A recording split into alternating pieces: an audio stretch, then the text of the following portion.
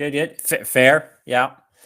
Um, Kind of right there with you after doing over a week of testing, but glad to be back. Get class connected. And hey there, Julia. Good morning. Glad you can make it. Question on the whiteboard today. What for you is like your favorite zoo animal? If you're going out to a zoo, what's like the number one animal you hope like they have at that zoo? You're just like, oh, that is a cool animal to see in person. Red pandas, I like it. It's a good one. For me, not a whole lot of zoos have them, but the times I've been to a zoo that have actual hippos, um, I don't know. It's always been very impressive to me. Of like, oh, these are like giant animals, and they somehow like swim and float. It's kind of crazy. Capybaras, Frenia, nice, nice, excellent.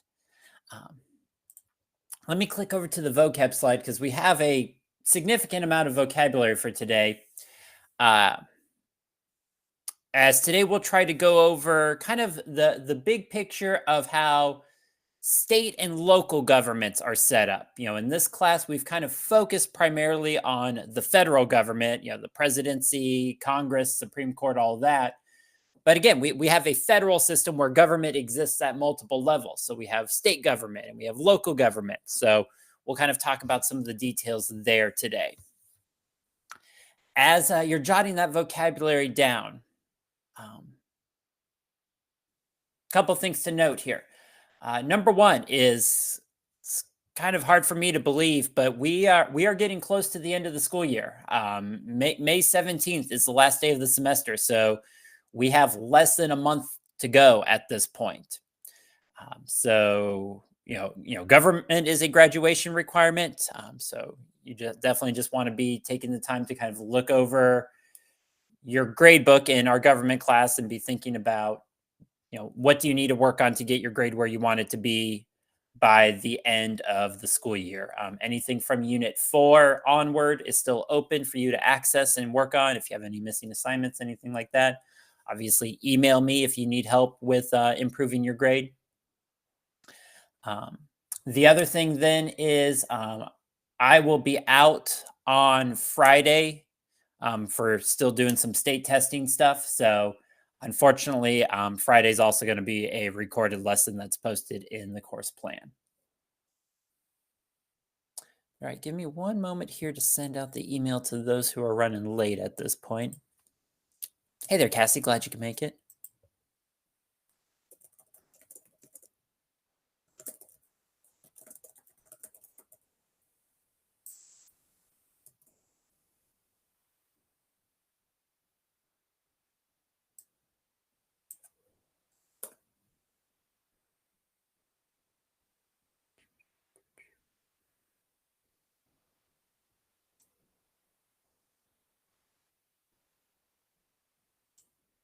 All right. Also, wanted to address some of these student questions from the start of the semester because we didn't get to have a live class connect on social policy. So kind of a number of questions here tied into the topic of healthcare or health insurance here in the United States, basically asking, why is that not a social service provided by government? Government does provide other social services like education with schooling or firefighter protection. And a lot of other countries do have healthcare as a social service provided by the government, but not here in the United States. Here in the United States, our healthcare system is largely a private system, meaning it's made up of businesses that provide healthcare to make a profit. And so it's ultimately a complex topic. It's a topic that continues to be debated in the United States. But ultimately, as a country as a whole, we have not come to an agreement that healthcare should be a social service in the United States. Some people think yes, it should. Others say no, it shouldn't. Increasingly, we see that divided among political parties. Increasingly today, the Democratic Party is in favor of a government expansion of healthcare, with some calling for um, a universal healthcare system in the United States provided by the government, arguing that that would help ensure that more people have access to healthcare without worrying about individual expenses. On the flip side, the Republican Party generally opposed to government expansion of healthcare, um, arguing that it would be too expensive for government to take something like that on. That by necessity, it would require raising taxes, um, which generally speaking, Republicans are against. Uh, and hey, Julian, glad you can make it. Thanks for letting me know.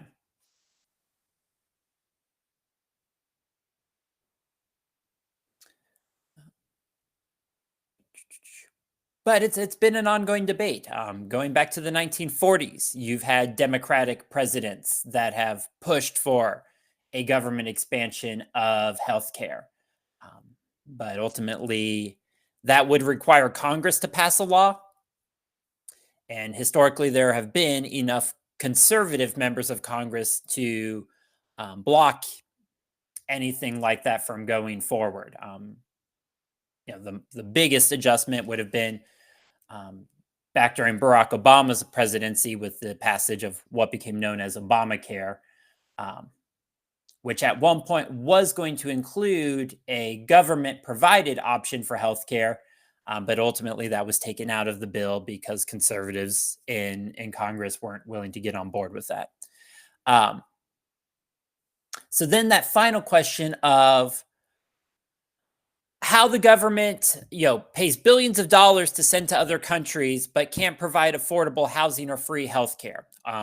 Why can the U.S. government spend so much money in foreign affairs but can't afford to fix the homeless crisis? So it's a matter of who are the people who get elected to government and what do they want to spend tax dollars on? Again, generally speaking, Democrats would like to spend more money on things like addressing um, housing or providing healthcare. Um, but in order to get something big like that passed, you would either need a lot more Democrats elected to Congress, or you would need to get a significant number of Republicans on board. Um, those are things that currently the Republican Party is not wanting government to actively get involved in. Um, but on something like foreign assistance to other countries, like Ukraine, for example, that is something where we currently see support within both political parties. Um, Overwhelmingly Democrats in Congress and a significant number of Republicans both agree that there is a compelling interest for the United States to provide assistance to Ukraine. Because it's kind of the idea of let's help Ukraine fight its war against Russia to hopefully avoid a larger war that America would maybe have to get more directly involved in. That's kind of the thought process there. Um, in addition to that, that money that goes to Ukraine is ultimately used to largely buy American weapons. So a lot of that money ultimately then comes back into the United States, um, supporting America's weapons industries. So some really good questions. Hopefully that kind of addresses the basic concerns there. So let's start getting into state and local government. So as a starting point, I kind of just want to start simple. What is a laboratory? Or when you hear the word laboratory, what comes to mind or what do you picture?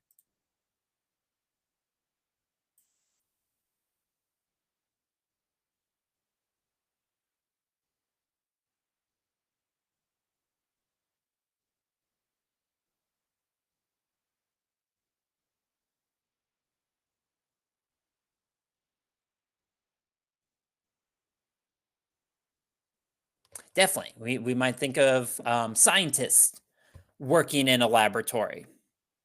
And ultimately, what would those scientists be doing? They might be doing some research.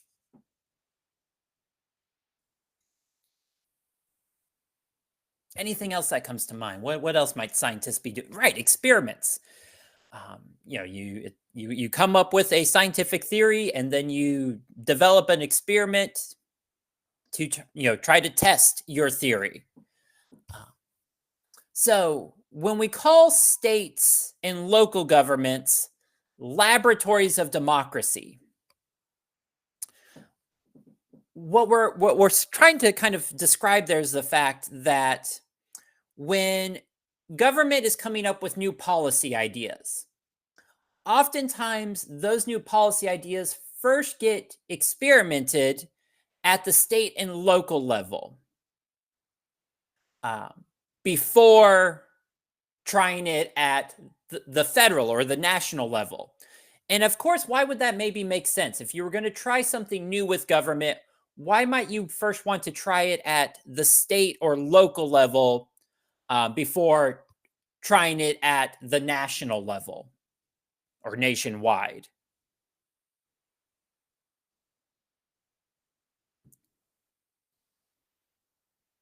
Yeah, it's a good test to see, how do people respond to this? Um, or, how does the economy respond to this? Does it even work? Is it a good policy or not? Because by doing it at the state or local level, it's a smaller testing pool. You try testing something brand new at the federal level, that's impacting the entire country, and if it ends up being a bad policy, well, you've just negatively impacted the entire country. If we first try it at like the city level, that's only impacting one city. For example, across the states, a lot of states are experimenting with different laws regarding marijuana. Some states have legalized it for recreational use. Some states have legalized it for medicinal use. Some states like Indiana have continued to keep it, largely illegal in all manners. Different states are trying different things. Um, and that's ultimately providing, the government with data of, okay, how do these different state marijuana laws impact things? How much does it result in additional tax revenue? Because a lot of states have legalized marijuana so that they can tax it and bring in more tax dollars for the state. It lets us see, how does this impact crime? Does crime suddenly go up dramatically once marijuana is legalized or not? Um, and so ultimately, then the federal government can kind of look at how all the states are doing with marijuana laws before potentially making a federal decision on a policy change regarding marijuana usage. Or, for example, a couple years back, Kansas tends to be a pretty conservative state.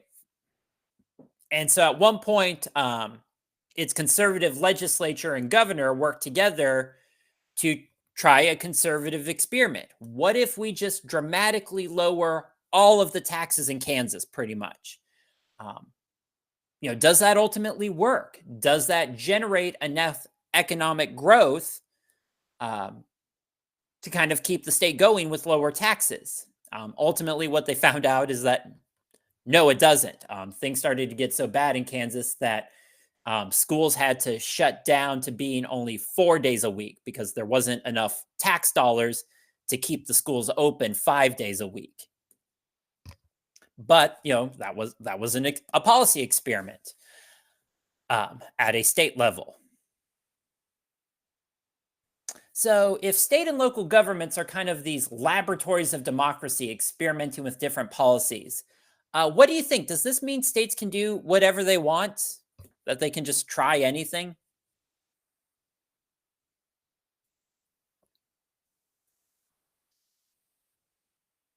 Right. Of course, the answer is no. There of course have to be some limitations on the states.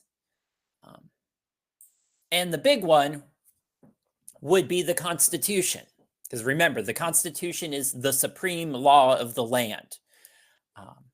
Because within the Constitution itself, we have the Supremacy Clause that basically says all of the states have to follow the regulations of the Constitution.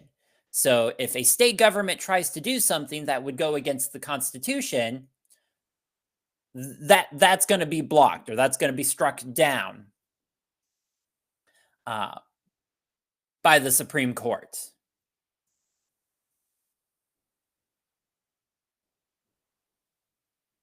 In addition to that, you may recall that in the Constitution, there's also the full faith and credit clause, which says each state has to respect the legal decisions and acts of the other states. And does anyone recall from our discussion, at this point it would have been months ago, of why that would be important? Why might it be important that states have to respect the legal acts and decisions of the other states? Or what potentially would be the issue if states did not have to respect the legal decisions of the other states?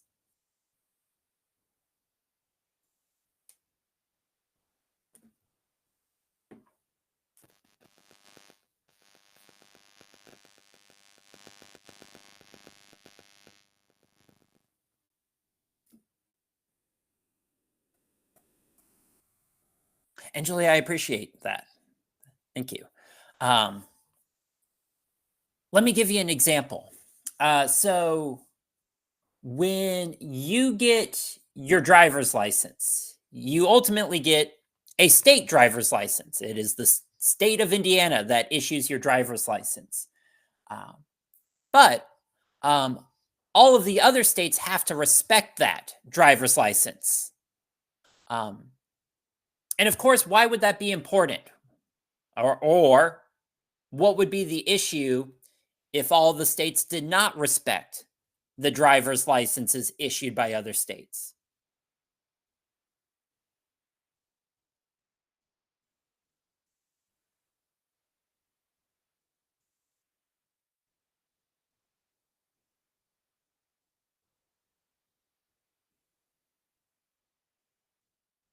And then also definitely, Julian, to your comment of one, full faith and credit clause kind of just helps provide some consistency across the United States.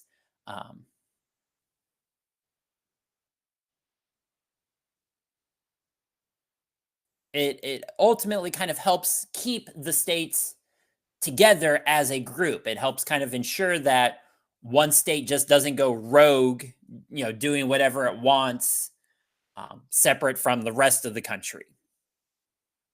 Because you ultimately think about what a nightmare it would be if you had to get a different driver's license for each state you wanted to drive through. At that point, people probably just wouldn't travel as much to other states.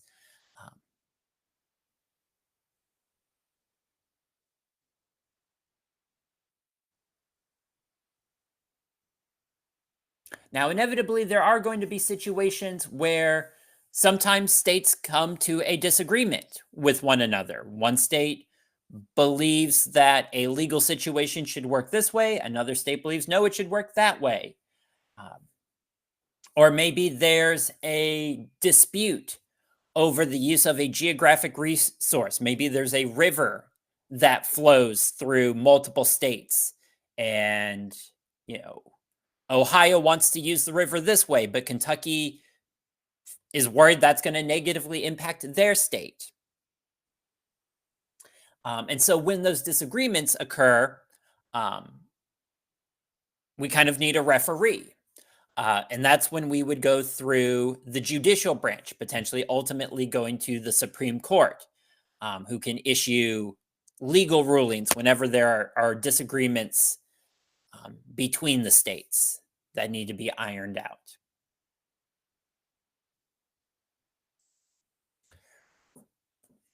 So back in Unit 2, we talked a little bit about the different categories of powers the Constitution gives to the different levels of government.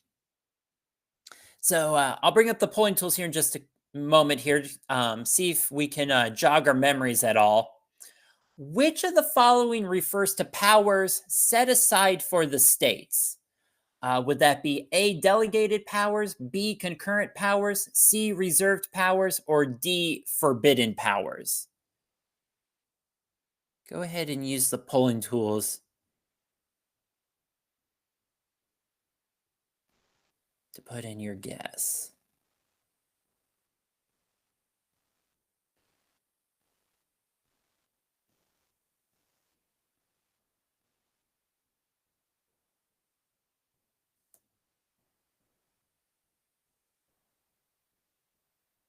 All right, excellent.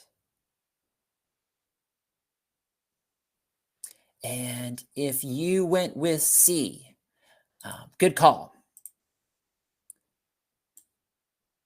When we're talking about the powers set aside for state governments, that would be what's known as reserved powers. And again, if it helps you think about it this way, if you call in to make a reservation at a restaurant, they are reserving or they are setting aside a table for you and saying, okay, that table belongs to the states. The federal government can't mess with that stuff because we've reserved it or we've set it aside for the states to do. Um, Whereas delegated powers, those would be the things that the Constitution delegates or specifically tells the federal government, okay, these are your responsibilities. Um, Whereas then the reserved powers are the things that are set aside for the states. And again, you can see a couple of examples here. Um, Generally speaking, the delegated powers are things where it would not make sense for the state governments to do it on their own. Something like declaring war. Well, we really don't want states to individually get to decide to go to war. That would be very confusing and chaotic if some states decided to go to war but not others. That's kind of something we kind of have to do as a nation one way or the other.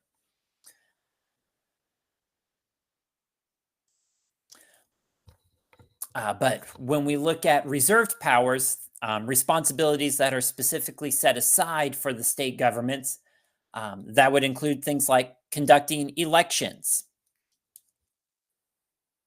So each state gets to make its own decisions regarding how they want to run their elections, including, um, you know, how do they allow people to vote? Can you vote by mail, or do you have to show up in person um, as the only option? Another example would be states have a good amount of control over the education systems within their state. Um, for example, we just got done with state testing, uh, which that included making sure that every junior, every 11th grader took the SAT. That's because within the state of Indiana, that is an education requirement. If you move to a different state as a junior, you wouldn't necessarily have to take the SAT, depending on what that state's rules on education are.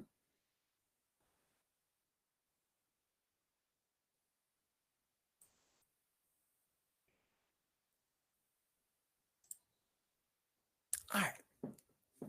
So the diagram we're looking at here then is trying to kind of show us the organization of the three levels of government. We've spent a lot of time talking about the federal government, that it has a legislative branch, Congress, an executive branch headed by the presidency, and a judicial branch with the Supreme Court at the top. Um, Using this diagram, what similarities do you notice with state and local governments compared to the federal government?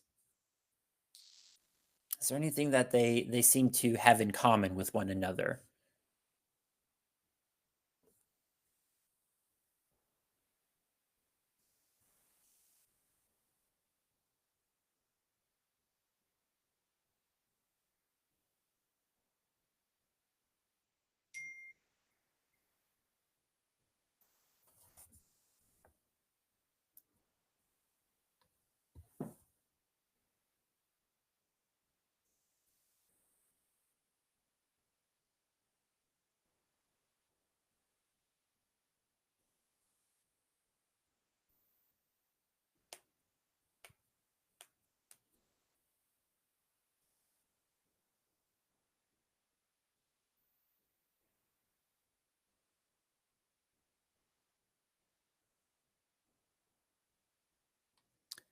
based on the diagram, anything that the state and local governments have in common with the organization of the federal government? Is there anything that seems to be similar between them?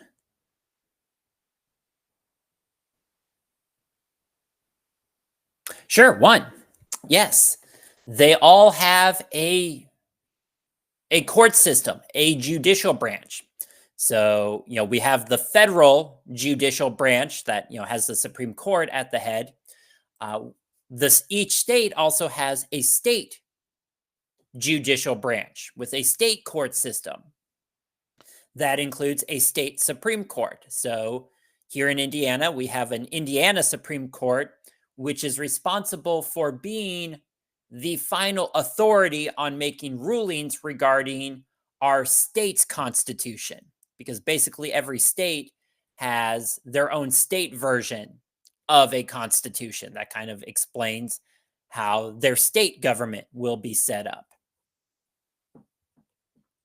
So, whenever there ends up being a legal question within our state of Indiana of how our state constitution is supposed to work, ultimately those questions go to the Indiana Supreme Court, just like how legal questions regarding the national constitution go to the US Supreme Court.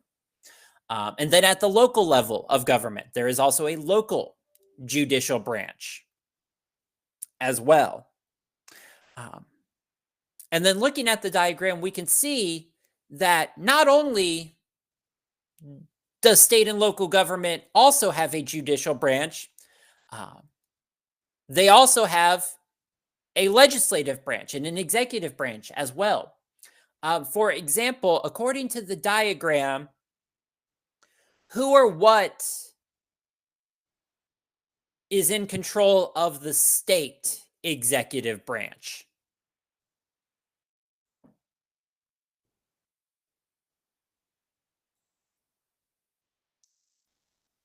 Excellent. Yeah, the governor.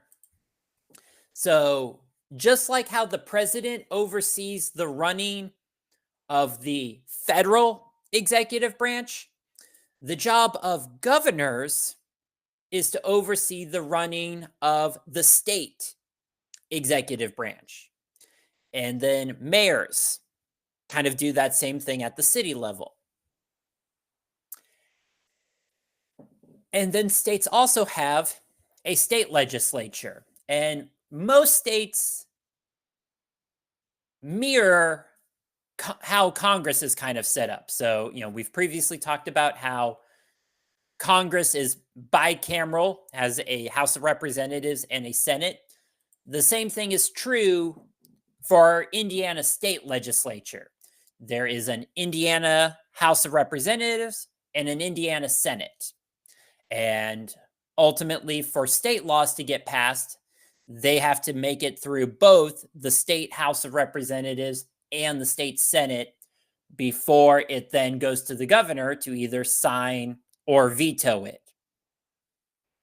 So, in many ways, our state government is organized and works very similar to how the federal government operates, just on a smaller level for things that happen within the state of Indiana. So, Indiana's governor is currently Governor Eric Holcomb. He's a Republican. He is finishing up his second term as governor in Indiana. So he's about wrapped up on the job. So here in November, our state will have to elect a new governor, someone new to take over, overseeing the running of the state executive branch. But in many ways, you can really just kind of think of governors as being mini presidents. They do a lot of the same work that the president does, but just at the state level. Governors can issue executive orders for the running of government within the state. They make political appointments to different positions within the state government.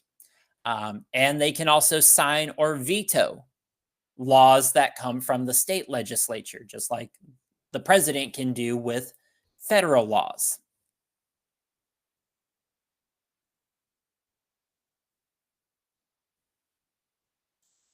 So we have, our federal government at top that oversees the entire country. Then we have our state governments. They oversee, what's going on in their individual states. But then we also have local governments. And we can kind of subdivide local government into sub levels. The first would be the county level of government. And so that is what you see here is the county map of Indiana. So for example, I live here within Hamilton County. If you lived in Indianapolis, you live in Marion County. But if you're in Fort Wayne, I think Fort Wayne is largely in Allen County. If you were like in Gary, Indiana, or around there, you'd be in Lake County. And so each county has a county government, which is responsible for doing some of the work of governing for everyone within that county.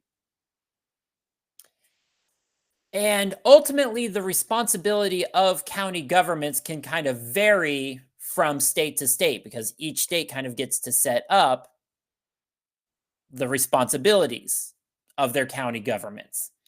But generally speaking, across the country, county governments do the following things. One, they're responsible for enforcing state laws.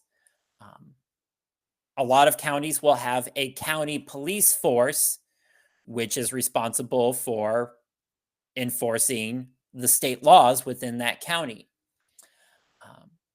If you ever end up owning your own land or owning your own home, you will have to pay property taxes. And generally speaking, those property taxes go to the county government. And then that's what provides the county government with the money to do the things it needs to do, like maintaining a police force. Oftentimes, money for schools come from property taxes. That also include things like doing road construction and road repair within your county.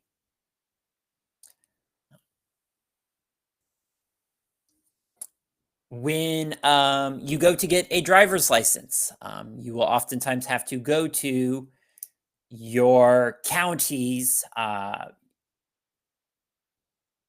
office for the Bureau of Motor Vehicles.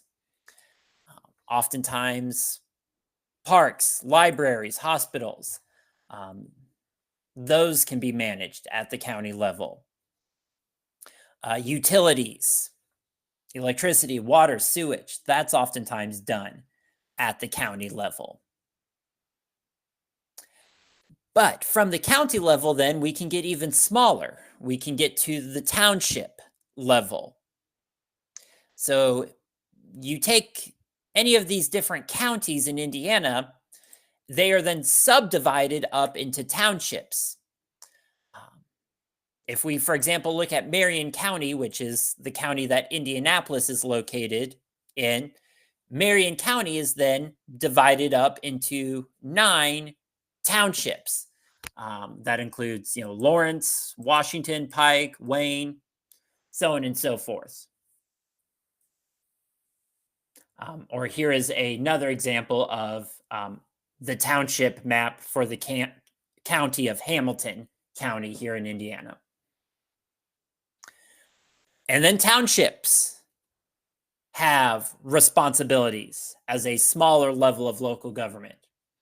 Again, that's going to vary from state to state, but here in Indiana, these are some of the responsibilities of township governments. Ones that are maybe more interesting to note.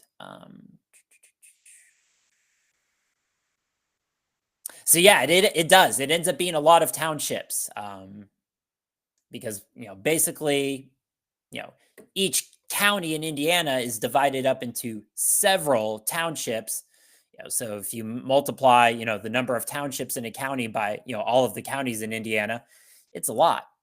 Um,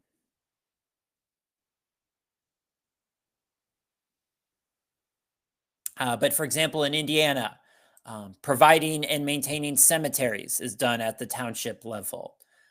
Fire protection is typically done at the township level. In Indiana, most of our parks and community centers are managed at the township level. If there ends up being an issue with vegetation in the community, um, that gets handled at the township level. Indiana has a state program that helps provide insulin um, to low income people. That's managed at the township level.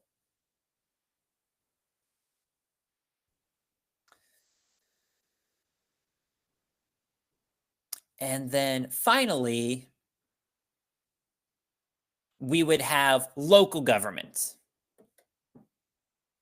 which local government would be like your town or city government. Um, Typically, if you live in a larger city, Indianapolis especially, but even smaller cities like um, South Bend, Fort Wayne, Lafayette, Valparaiso, they're typically going to have both a mayor and a city council. If you live in a smaller town or community, you may not necessarily have a mayor. There may just be what's known as a town council, which does the primary job of governing within your community. And one of the main jobs of local government is setting up and approving for what land can be used for within your community. Um, so, for example, if there was, a business that wanted to move in and build a store or a restaurant within your community, that business is going to have to go to the local government to basically get permits, to get approval to build a location in your community. So, for example, where I live in Indiana, there's a new soccer stadium that's being built for a smaller, professional soccer team to play at. That all had to get approved through Fisher's local government, um, with ultimately the city council taking a vote to approve the use of the land for the construction of that facility. Um,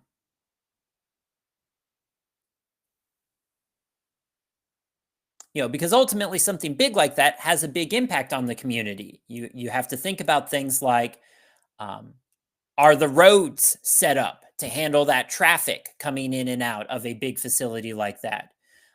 Is our electrical grid set up that we're going to be able to handle enough power going to this new location? Same thing with sewage and water systems and trash disposal.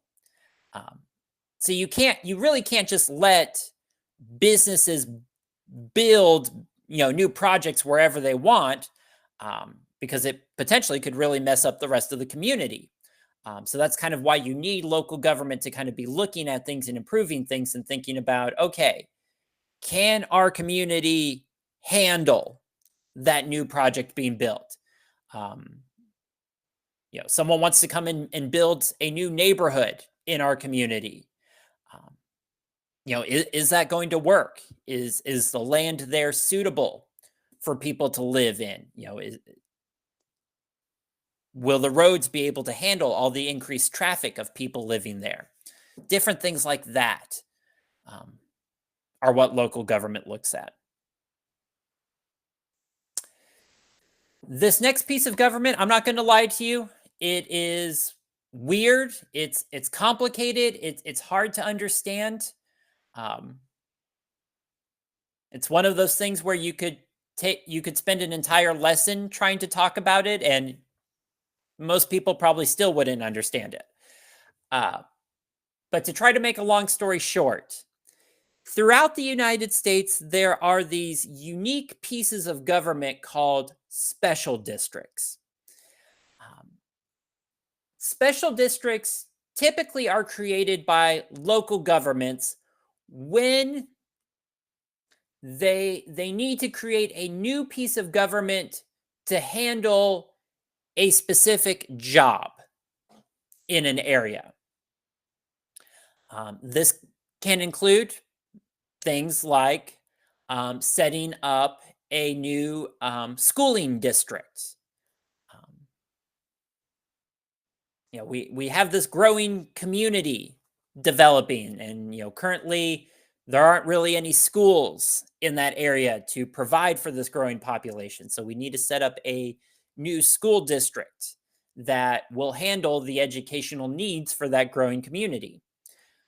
Or it could include things like fire protection.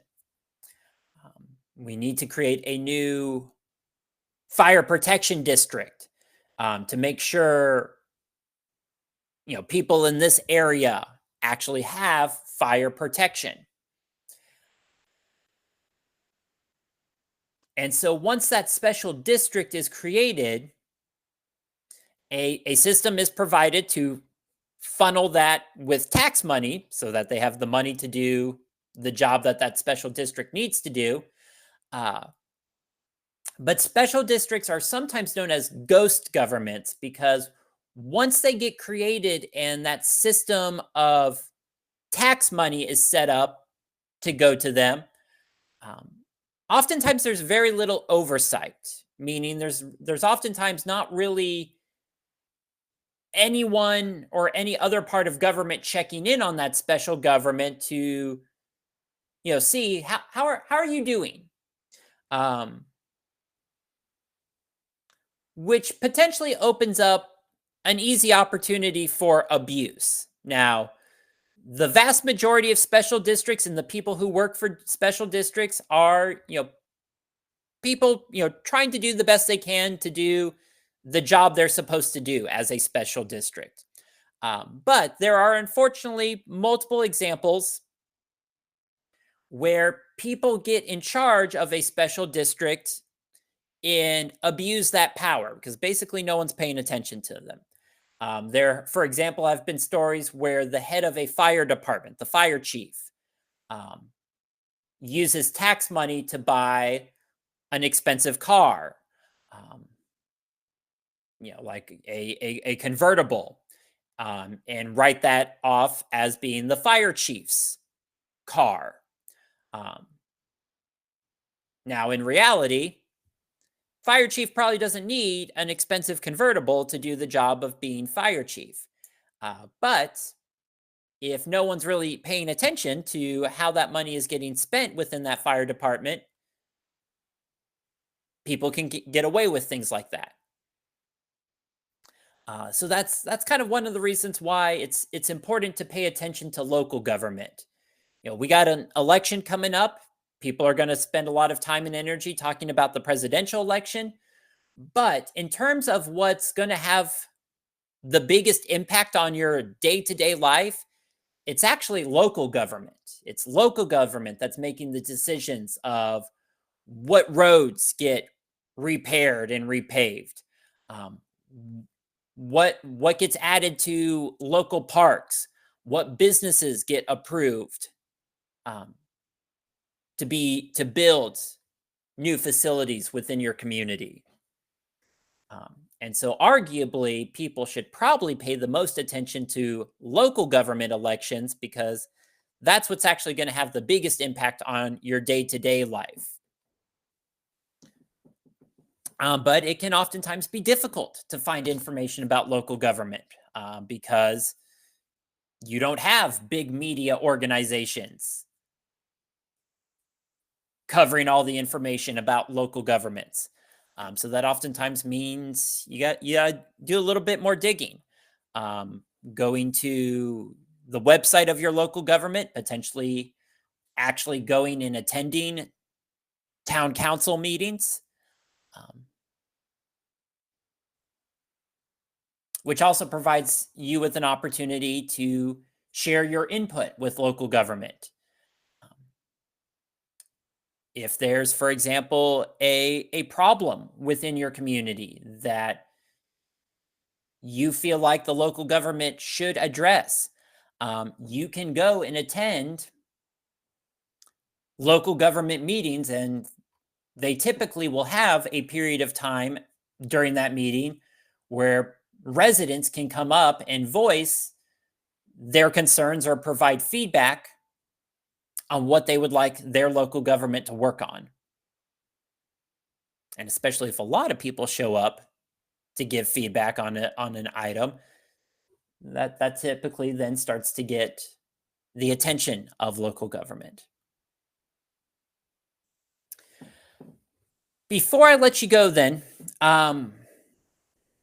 quickly just need to walk through the different forms of local government. So, depending on the community, their local government can be set up in a couple of different ways. Most communities simply have what's known as a mayor council plan, where you have a mayor who's in charge of the local executive branch and a city council, which is basically the legislative branch for that community. Very similar to how our federal government works. So the city council votes on local laws, and then the mayor is responsible for enforcing those laws or carrying those laws out. Um, but some communities can have what's known as a commission plan or a city manager plan. In a commission plan, you don't have a mayor or a city council. Instead, voters vote on different commissioners who are then responsible for handling different parts of local government. So you might have a police commissioner you vote for, a parks commissioner you vote for, um, an education commissioner you vote for. And each of those commissioners is responsible for managing their area of government. Finally, then the city manager plan. In a city manager plan, uh, voters get to vote on members of the city council, the legislative branch.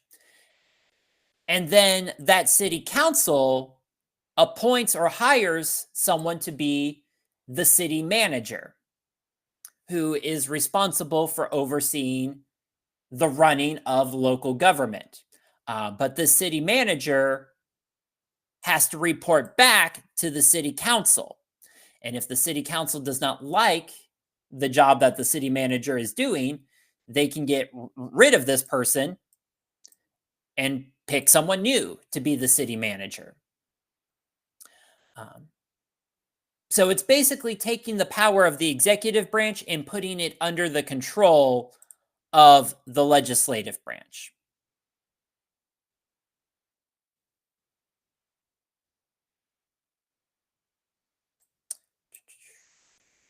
All right, but with that, that gets us through everything we needed to cover state and local government. As always, if you have any questions, stick around, let me know. Happy to discuss things further. Otherwise, you are good to go, and I hope you enjoy the rest of your day.